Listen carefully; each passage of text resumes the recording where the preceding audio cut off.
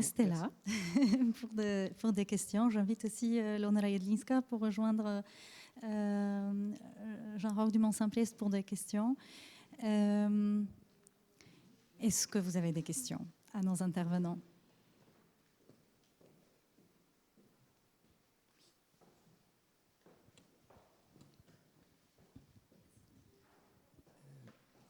Merci.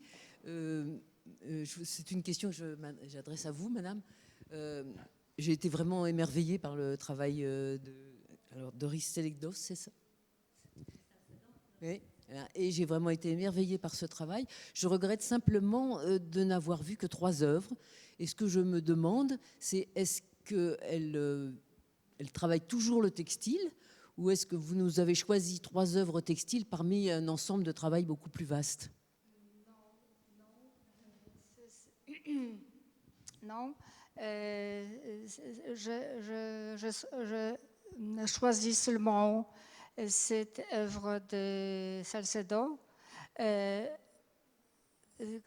qui elle choisit le textile.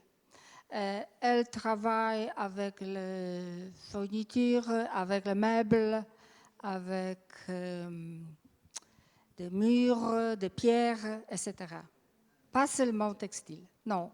C'est mon choisi. D'autres questions? Merci pour la présentation. Je m'adresse au directeur du musée de Céré, donc que je ne connais pas. J'ai été étonnée de voir des textiles qui étaient comme des tissages libres et d'autres montés sur châssis. Et dans ce qui montrait, en tous les cas, dans ces 2 œuvres-là, il y en a une du fait de cette mise en œuvre, celle de gauche donne plus une référence à un tapis ou à de l'artisanat, et à droite, vu que c'est monté sur châssis, fait justement référence à de l'art moderne. Donc je voudrais savoir comment s'articulent ces 2 aspects-là, avec du coup celle qui est montée sur châssis qui va forcément contre le mur, et il n'y a pas d'installation spatiale possible. Comment ça s'articule dans son travail? Oui,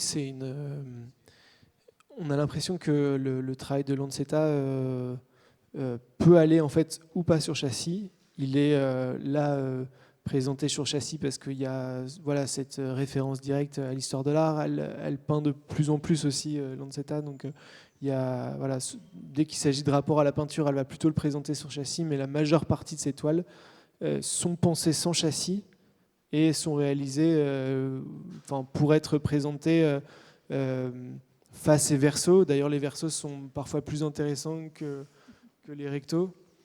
Donc c'est quand elle veut vraiment évoquer la peinture, elle choisit de placer ses œuvres sur châssis. Mais vous voyez, là, dans la série Bert Flint, il y a...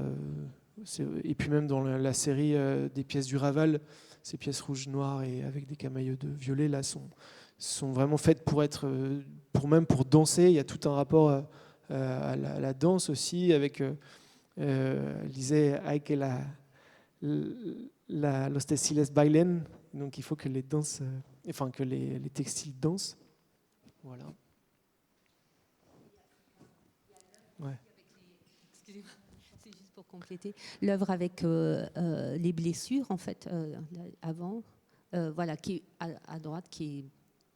Enfin, c'est indiqué tissu peint, mais c'est vrai que c'est une peinture avec des coutures, surtout quand on se réfère à l'histoire de l'art espagnol, à ta pièce ou à d'autres qui...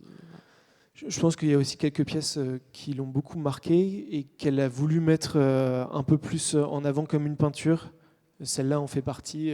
Donc il y a des pièces qui sont très importantes dans son histoire où elle, au-delà de la question de la peinture, elle veut aussi dire ça a beaucoup compté pour moi. Enfin, moi, c'est comme ça que je perçois.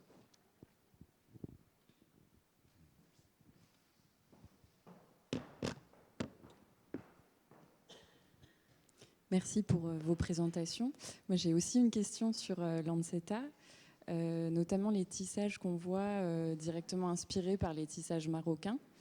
Est-ce qu'il s'agit de tissages à plusieurs mains? Est-ce qu'elle a tissé avec des tisserands marocains ou elle était côte à côte? Non, elle a vraiment voulu être côte à côte et dans un rapport de de compagnonnage et pas de co-construction. D'accord. Ok. Parce qu'à la même époque, il y avait de plus en plus d'écoles de tissage qui se développaient où des artistes faisaient déléguer la pratique du tissage, et elle, ça ne l'intéressait pas du tout. Oui. Ce qui l'intéressait, c'était vraiment de s'impliquer, de passer du temps à tisser avec d'autres, et pas de faire réaliser, de reprendre une logique mercantile aussi, où on sous-traite. Mais là, non, Mais on quand même présente tisser ensemble. à plusieurs mains, ou quand même tisser à plusieurs mains vraiment ensemble, ou Non, chacun tisse sa pièce. c'est plutôt chacun ok. tisse sa pièce, D'accord. mais Ok. dans un même espace Oui, et dans ok. un même temps, quoi. D'accord. Ok.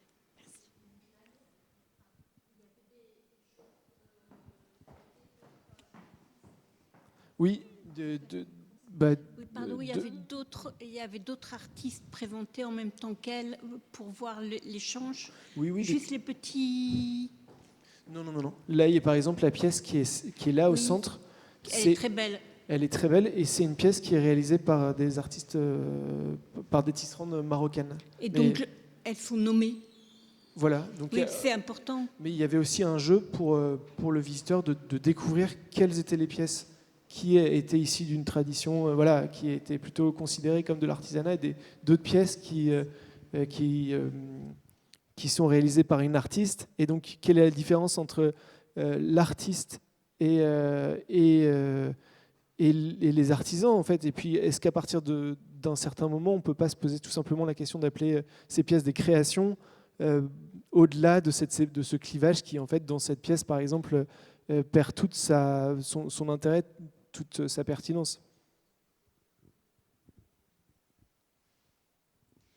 Moi, j'ai encore une question à Elona Jedlinska. C'est au sujet de cette œuvre de pétales de rose. C'est une question, comment on expose, conserve et manipule cette œuvre, parce que c'est tellement fragile. Ça m'a tout de suite interpellée comment on peut même exposer, parce que j'ai l'impression que chaque mouvement peut déchirer cette structure. Oui, c'est très très difficile. Les conservateurs travaillent avec ces fleurs. Ils roulent ce tissu à spécial objet. Cet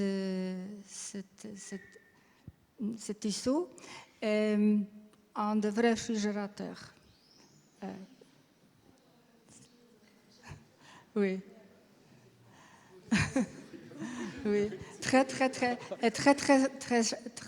sèche la situation. Il faut être. Est-ce qu'il y a toute dernière question? C'est pas vraiment une question, mais une remarque à propos des défis pour les restaurateurs, conservateurs au musée, parce que dans la collection des musées nationaux de Varsovie, on a une sculpture de barbe de papa. Et c'était vraiment un défi, comment on peut conserver une sculpture des barbes de papa.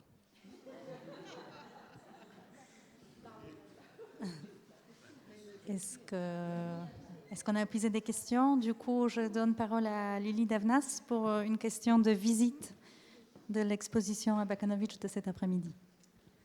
Oui, merci. C'est juste avant de vous laisser pour la pause, je voulais vous rappeler qu'hier, malheureusement, enfin vous vous en souvenez certainement, on n'a pas pu faire la visite qu'on espérait de l'exposition. Je voulais juste m'assurer qu'on la maintienne pour aujourd'hui et qu'on ait suffisamment de monde. Alors je vais procéder à un petit sondage à main levée. Qui serait prêt à venir visiter l'exposition tout à l'heure?